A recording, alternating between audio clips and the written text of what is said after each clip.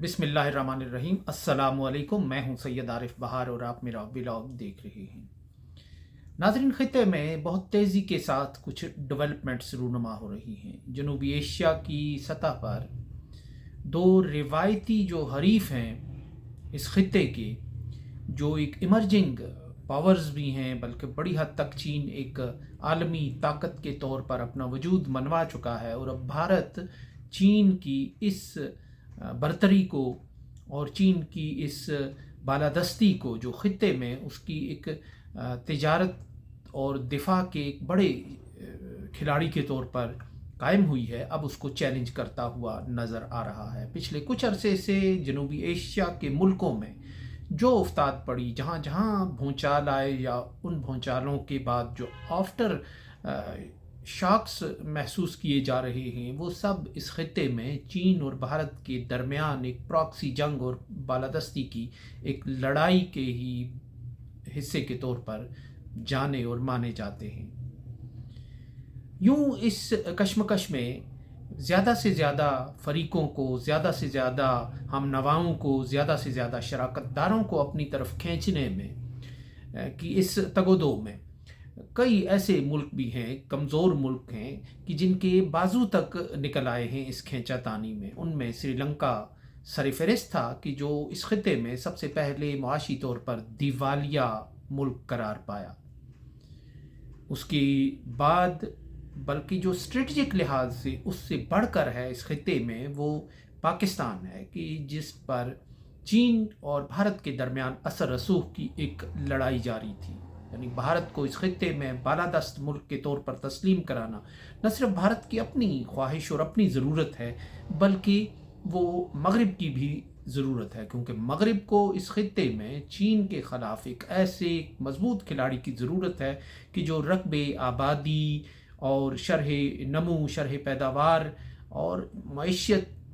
गर्ज ये कि हर एक शोबे में चीन को चैलेंज करने की पोजीशन में हो, और वो ज़रूरत उनके मुताबिक भारत ही पूरी कर सकता है। लेकिन भारत ने हालिया बरसों में ये साबित किया है कि वो मगरिब से कुछ फ़वाइद तो समेट सकता है, जुज़वी तौर पर मगरिब की वो हिमायत तो कर सकता है, लेकिन वो मगरिब का बेदाम ग़ुलाम नहीं बन सकता। बिलखसूस यूक्रेन की जंग में भारत ने उन शोलों से जिस तरह अपना दामन बचाया है, उससे यही मुतरश्शि है। और इन शोलों ने जिन मुल्कों का लिबास जला दिया या मुतासर किया या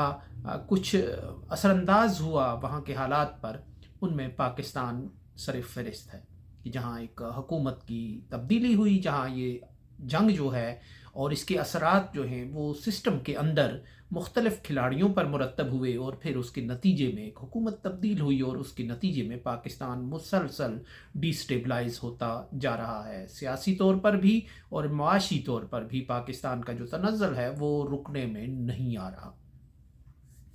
अब खित्ते में नई डेवलपमेंट ये होती हुई नज़र आ रही है कि यूक्रेन के मसले पर जो भारत ने एक रोल अदा किया है रूस को तन्हा होने से बचाने के लिए, और रूस को कारोबारी एतबार से इक़्तिसादियात के मैदान में आइसोलेट होने से बचाने के लिए, उसका वो उसे कुछ सिला देना चाहता है। वो रूस अपनी सतह पर मुआशी तौर पर तो दे सकता है, लेकिन वो उसका जो सिला है वो चीन के साथ उसकी एक मफाहमत की एक कोशिश की सूरत में वो देना चाहता है। और यूँ लगता है कि रूस की ये कोशिश कामयाब होती हुई नज़र आ रही है, और उसके नतीजे में अब चीन और भारत के दरमियान जो ताल्लुकात की बर्फ़ थी वो पिघलती हुई नज़र आ रही है। बिलखसूस गलवान वादी और पियोंगयांग झील का, यानी 5 अगस्त 2019 के बाद जो कशीदगी फूट पड़ी थी, और उस कशीदगी ने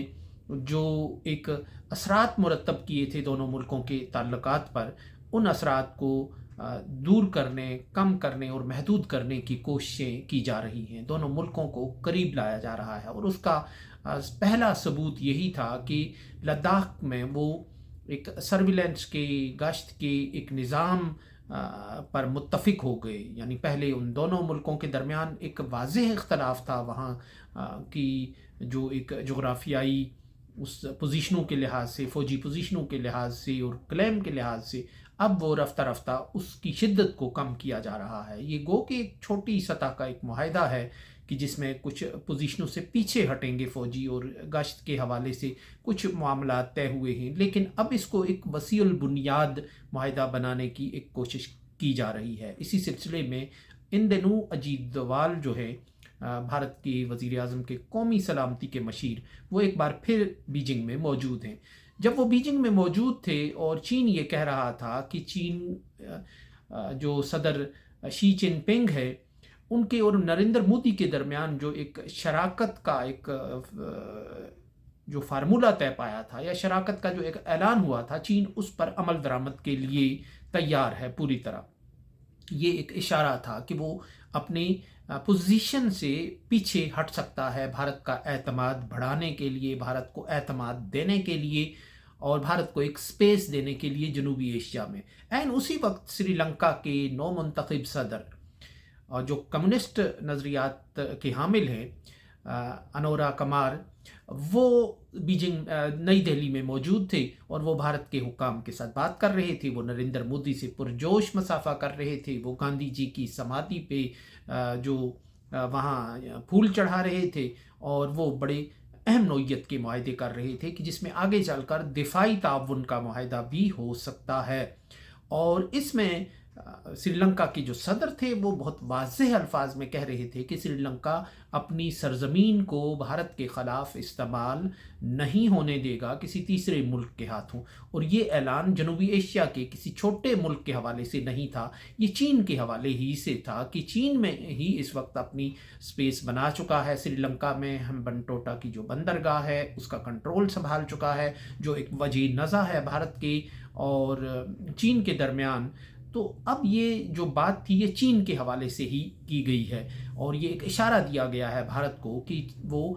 چین کے ساتھ اپنے تعلقات تو رکھے گا، لیکن وہ تعلقات اس بنیاد پر نہیں ہوں گے کہ اس سے کوئی تیسرا ملک یا بھارت کوئی خطرہ محسوس کرے، کوئی خوف محسوس کرے۔ یہ ایک بہت بڑی بات ہے جو سری لنکا کی طرف سے کی گئی ہے، کیونکہ سری لنکا بھی برسوں سے چین اور بھارت کی ایک کشمکش اور پراکسی جنگوں کا ایک مرکز اور محور رہا ہے اس خطے میں۔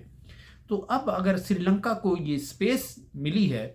تو اس میں یہ چین کی رضامندی کے بغیر ممکن نہیں ہے۔ گو کہ چین نے، یوں لگتا ہے کہ چین نے گو اہیڈ کا ایک اشارہ سری لنکن قیادت کو دیا ہے، اور وہ اب اس راہ میں آگے بڑھنے لگی ہے، اور یہ کسی چین اور بھارت کے درمیان کسی ایسی مفاہمت کا نتیجہ بھی ہو سکتا ہے کہ جس کے پیچھے روس موجود ہے اور ایک کام کرتا ہوا نظر آ رہا ہے۔ روس پہلے بھی پاکستان اور بھارت کے درمیان معاہدہ تاشکند کرا چکا ہے، تو اس لیے وہ بھی سفارتکاری کا اس جنوبی ایشیا کے حوالے سے بھی ایک تاریخی ریکارڈ رکھتا ہے۔ اب یہاں یہ سوال پیدا ہوتا ہے کہ اگر چین نے سپیس فراہم کرنا شروع کر دی جنوبی ایشیا کے ملکوں میں، اور وہ دوڑ بالادستی کی جو تھی وہ کم کرنا شروع کی، تو پاکستان کا اس ساری صورتحال میں کہاں کھڑا ہوگا؟ کیونکہ اس خطے میں جنوبی ایشیا میں چین کا سب سے بااعتماد اتحادی پاکستان ہے، اور پاکستان میں ہی جو گوادر اور سی پیک ہے وہ بھارت کے اور چین کے درمیان نزاع کا باعث بن گیا ہے، اور بھارت کے پیچھے پھر مغرب بھی آ گیا ہے۔ لیکن بہرحال اصل جو خم ٹھونک کر بھارت ہی اس خطے میں اس منصوبے کی مخالفت کرتا چلا آ رہا ہے، نہ صرف عملی طور پر زبانی مخالفت کرتا چلا آ رہا ہے، بلکہ عملی طور پر بھی اس کے لیے وہ بھرپور ایک مہم چلائے ہوئے ہے، جس میں کچھ عسکری گروپوں کو، ٹیررسٹ گروپوں کو فنڈنگ بھی شامل رہی ہے۔ تو اب یہاں یہ سوال پیدا ہوتا ہے کہ کیا چین پاکستان میں بھی بھارت کو کوئی سپیس دے گا؟ بھارت کا حقیقت یہ ہے کہ جس طرح چین اور بھارت کے درمیان مفاہمت کی کومپل پھوٹ پڑی ہے، یہ رفتہ رفتہ اپنا رنگ و روپ دکھائے گی، اس پر مزید برگوبار آنے کی توقع ہے۔ ایسے میں پاکستان معاشی طور پر بدحالی کا شکار ہے، اور چین نے بھی اس کی معاشی مسیحائی اور دستگیری سے ہاتھ کھینچ لیا ہے۔ برادر ملک بھی چلے گئے ہیں، دوست ملک بھی پیچھے اس معاملے میں ہٹ گئے ہیں۔ تو کیا اس کا مطلب یہ ہے کہ بھارت کو، پاکستان کی معیشت کو بھارت کے ذریعے کوئی نہ کوئی سہارا بالواسطہ یا بالواسطہ یا بلا واسطہ دیا جانا مقصود ہے؟ ابھی حال ہی میں بھارت کے وزیر دفاع راجناتھ سنگھ نے یہ کہا تھا، اور بڑا ایک طنزیہ جملہ کہا تھا کہ اگر پاکستان کے تعلقات بھارت کے ساتھ اچھے ہوتے تو آج بھارت اسے IMF سے زیادہ پیسے دیتا۔ بالکل انہوں نے خالص وہ کاروباری انداز میں کہا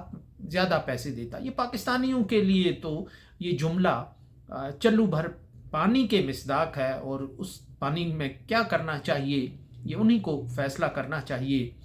کہ جنہوں نے اپنے ایک باوسیلہ ملک کو اس سطح پر لایا، اور ساری زندگی ایک یہ کہ ہم بھارت کے سے ہمارا مقابلہ ہے، ہماری دوڑ ہے، ہماری انا اس راہ میں آڑے آتی ہے کہ ہم اپنی مونچھ نیچی کریں، تو لیکن آج بھارت سے انہیں اس طرح کے جملے سننے پڑتے ہیں۔ لیکن خود جو پاکستان کی معیشت کا حال ہو چکا ہے، تو یہاں جو اس راجناتھ سنگھ کے اس جملے میں ایک مائنڈ سیٹ نظر آتا ہے کہ وہ سری لنکا کو بھی اسی طرح، سری لنکا جو چین کے بہت قریب چلا گیا تھا، اس کو بھی بڑی حد معاشی مدد کر چکا ہے، اور سری لنکا نے معاشی دیوالیہ ہونے کے بعد بھارت سے مدد طلب کی، جس کا پھر مثبت جواب انہوں نے دیا، اور سری لنکا کی معیشت کو سنبھالنے کے لیے اور سنبھلنے کے لیے انہوں نے خاصی رقم ابھی تک دی ہے، کچھ قرض کی مد میں، کچھ انہوں نے جو امداد کے طور پہ دی ہے۔ تو یہ ایک منصوبہ ہمیشہ سے رہا ہے۔ اگر گزشتہ سے پیوستہ دہائی میں جب ہلری کلنٹن وزیر خارجہ کے طور پر اسلام آباد آئی تھی، تو انہوں نے کہا تھا کہ اگر بھارت کے ساتھ پاکستان کی تجارت شروع ہو جائے تو اس کی معیشت راکٹ کی رفتار سے ترقی کر سکتی ہے۔ تو ایک ایسا منصوبہ موجود ہے مغرب میں بھی، اور خود پاکستان کے اندر بھی ایک لابی ہمیشہ سے یہ چاہتی رہی ہے کہ بھارت کے ساتھ آزادانہ تجارت اور تعلقات ہوں۔ لیکن ظاہر ہے اس میں یوں لگتا ہے کہ چین ہی کوئی اس میں مزاحم رہا ہے اس راہ میں، اور اب اگر چین بالواسطہ طور پر پاکستان کی مدد نہیں کرتا تو بالواسطہ طور پر اس کا مطلب یہ ہے کہ وہ پاکستان کو متبادلات کی طرف دھکیل رہا ہے، کہ وہ متبادل آپشنز جو ہے اختیار کر سکتا ہے۔ تو اب یہ جو ایک صورتحال پیدا ہوئی ہے کہ جس میں چین نے پیچھے ہٹنا شروع کیا ہے اور بھارت کو ایک سپیس دینا شروع کی ہے جنوبی ایشیا میں، تو اس کو دیکھ کر یہ سوال پیدا ہونا ایک لازمی بات ہے کہ کیا پاکستان میں بھی چین پیچھے